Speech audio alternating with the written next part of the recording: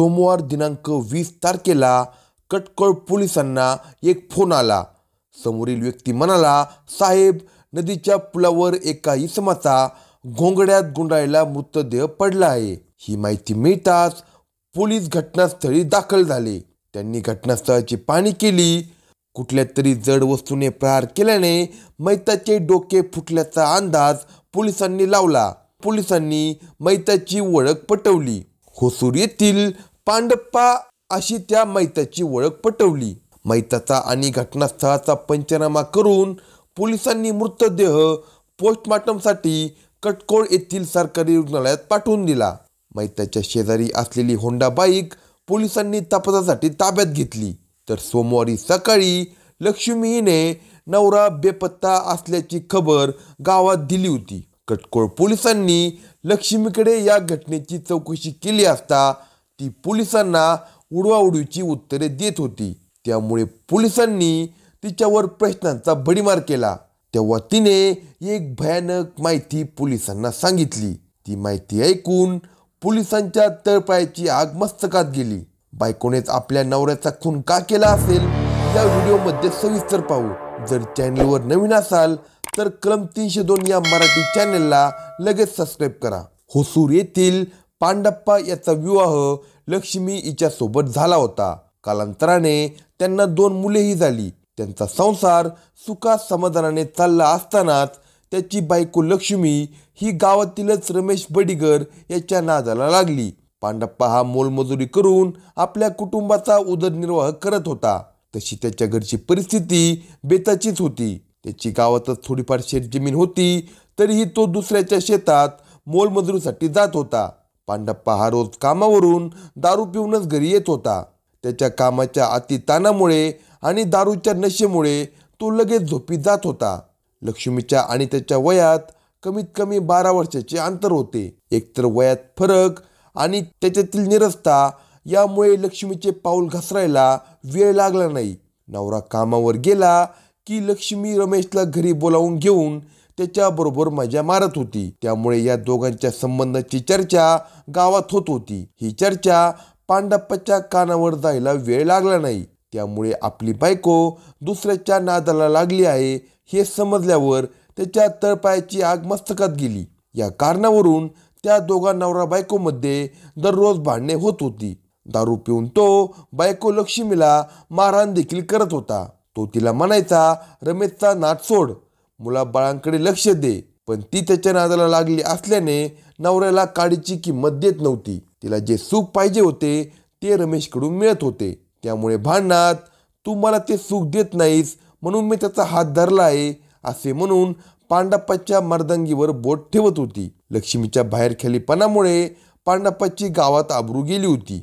त्याला रस्त्यावरून येणे जाणे हे मुश्किल झाले होते। लक्ष्मी सांगूनही ऐकत नव्हती। त्यामुळे त्यालाही काय करावे काय नको असे झाले होते। तिचा भांडखोर नवरा त्याला नडत होता। त्यामुळे तो सतत दारूच्या नशेत राहत होता। पांडप्पा बाहेर गेला की रमेश घरात येत होता। बायको हातची गेली आहे, तिला सांगूनही काही उपयोग नाही असे म्हणून तो गप्प राहत होता। मुलांकडे बघून तो गप्प राहून सगळे सहन करत होता। लक्ष्मी मात्र रमेशच्या त्या संबंधात इतकी वाहून गेली होती की तिला ना मुलांची काळजी होती ना नवऱ्याची काळजी होती। उलट ती नवऱ्यालाच धुसफूस करत होती। तुझ्यात दम नाही तरीही मी तुझ्याबरोबर राहते। मी जे करते तो डोळे मिटून गप्प बघत राहायचे, नाहीतर घराच्या बाहेर जायचे। मी कशी वागायचे ते मी ठरवणार, तुम्ही मला काही सांगायचे नाही अशी म्हणून ती त्याला गप्प करत होती। तशी ती दिसायला बऱ्यापैकी देखणी होती, तरुण होती, शरीर सुखापासून वंचित होती। तिची गरज रमेशने हेरली होती। तो तिच्याशी मनसोक्त कामक्रीडा करत होता। तो कधीही आला तरी ती शरीर संबंधास तयार होत होती। त्यामुळे दिवसाही त्यांच्यामध्ये समागमाच्या फेऱ्या होत होत्या। पण काय वेळ न पाहता ती त्याच्याबरोबर बेडमध्ये कधीही भोंगळी पडत होती। कधीतरी हे महागात पडणार याची त्यांना जाणीवच नव्हती। उलट रात्रंदिवस हाच नांगानाच करावा, त्यासाठी अडसर ठरणाऱ्या पांडप्पाचा काटा काढावा असा नीच विचार त्यांच्या मनात येत होता। त्यांचा हा खेळ फार दिवस चालणार नव्हता। अखेर तो दिवस उगवला। रविवार दिनांक 18 रोजी नेहमीप्रमाणे पांडप्पा कामावर निघून गेला। लक्ष्मीने घरातील सगळ्या कामाची आवरावर केली. आता तिला निवांत वेळ मिळाला तशी तिला शरीर सुखाची इच्छा झाली. तिने लगेच रमेशला फोन करून बोलावून घेतले. तो तयारच होता. तिचा फोन येताच तो बाईकवर बसला आणि तिच्याकडे आला. घरात शिरताच त्याने तिला मिठीत घेतले आणि दोघे बेडवर संभोग करू लागले. बेडवरचा खेळ रंगात आला होता. त्या दोघांशिवाय घरात दुसरे कुणीही नसल्याने दोघेही स्वर्गसुखात होते. इतक्यात दरवाजावर थाप पडली. सुरुवातीला ती थाप त्यांना ऐकू आली नाही, मात्र जोरजोरात दरवाजावर थाप पडत असल्याचा आवाज आल्यावर ते भानावर आले. दोघांनी आपापले कपडे सावरले. गाऊनवरच तिने रागारागाने दरवाजा उघडला. दरवाजात नवरा पांडप्पा होता. तो दारूच्या नशेत असला तरी त्याला थोडी शुद्ध होती. तो आत गेला तर बेडवर बनियन आणि अंडरपॅन्टवर रमेश बसलेला त्याला दिसला. तो काय ओळखायचे ते त्याने ओळखले. तो रागाने लालबुन होत होता. तो रमेशला मारायला धावला. माझ्या बायकोबरोबर संबंध ठेवतोस काय? थांब, तुला बघतोच आता, असे म्हणत तो त्याच्या अंगावर गेला. त्यावेळी लक्ष्मी आडवी आली. त्याला काही बोलायचे नाही, मी बोलवले त्याला, असे म्हणत तिने त्यालाही रोखले. तो आता तिलाही शिवीगाळ करू लागला. रमेश लक्ष्मी एका बाजूला तर पांडप्पा एका बाजूला असा वाद पेटला. शरीर सुखात अडसर ठरतो म्हणून आधीच ते दोघे पांडप्पावर चिडून होते. त्याचा काटा काढण्याचा विचार करत होते. आता तर त्याने ऐन रंगाचा भंग केला होता. शरीर सुख घेत असतानाच तो आल्याने सारा बिस्का झाला होता. त्याचाही राग त्यांना आला होता. तसेच त्याने रंग्यात पकडल्यानेही त्या दोघांचा रागाचा पारा चढला होता. पांडप्पा आरडाओरड करत शिवीगाळ करत होता. त्यामुळे शेजारी पाजारी जमा झाले तर सगळीच बेआबरू होणार. त्यामुळे चिडलेली लक्ष्मी आणि रमेशने त्याच्यावर हल्ला केला. त्यांनी नशेत असणाऱ्या पांडप्पाला खाली पाडले. ती त्याला लाथाबुक्क्याने तुळत होती. त्यातच तिला घरातील कोपऱ्यात शेतीचे लोखंडी अवजार दिसले. तिने ते उचलले आणि पांडप्पाच्या डोक्यात 3 ते 4 वेळा घातले.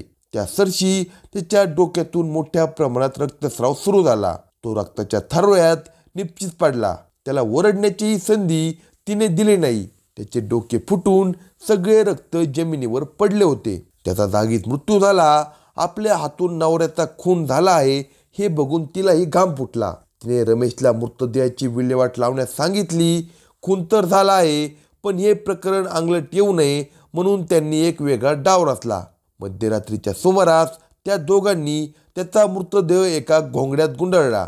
बाहेर पांडप्पाची होंडा गाडी होती. त्या गाडीवर रमेशने त्याचा मृतदेह टाकला आणि ती गाडी घेऊन तो होसूर येथील नदीवर आला. नदीच्या पुलावर गाडी लावून त्याने त्याचा मृतदेह पुलाजवळ रस्त्यावर टाकला.